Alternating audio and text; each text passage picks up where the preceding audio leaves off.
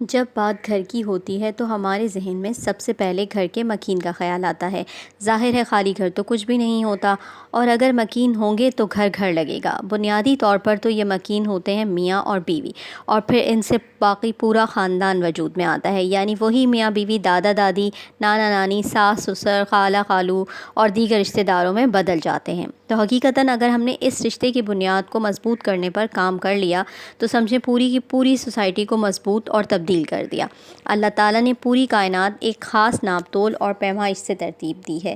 ہر چیز میں توازن رکھا ہے، دن کو رات، رات کو دن، سورج چاند کو اپنی اپنی جگہ، غرض انسان کی اپنی ساخت میں بھی توازن نمایاں ہے۔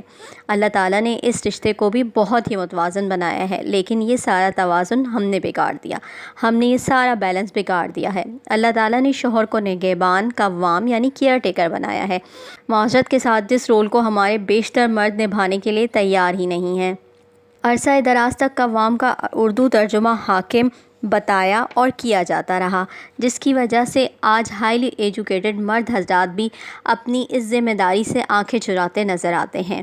اس وقت معاشرے کی یہ حالت ہے کہ نہ تعلیمی ادارے تربیت کر رہے ہیں، نہ معاشرہ تربیت کر رہا ہے، اور اس گھر بنانے کی ساری ذمہ داری جو ہے وہ عورت کے ناتواں کندھوں پر ڈال دی گئی ہے۔ ایک طویل عرصے تک یہ عورت جو ہے وہ یہ قربانی دیتی آئی ہے، لیکن اب حالات مختلف نظر آتے ہیں۔ جس طرح ایک طاقتور طبقہ کمزور طبقے کو پیستا ہے، اور پھر ایک وقت آتا ہے کہ وہ طبقہ طاقتور کے خلاف اٹھ کھڑا ہوتا ہے، تو یہی کچھ آج کل ہماری خواتین کر رہی ہیں۔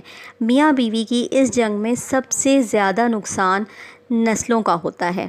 اگر ہم نے بر وقت اس بگڑتے ہوئے بیلنس کو صحیح کرنے کی کوشش نہ کی تو شاید کچھ عرصے کے بعد لوگ گھر بسانے کے نام سے بھی خوف کھانے لگیں گے۔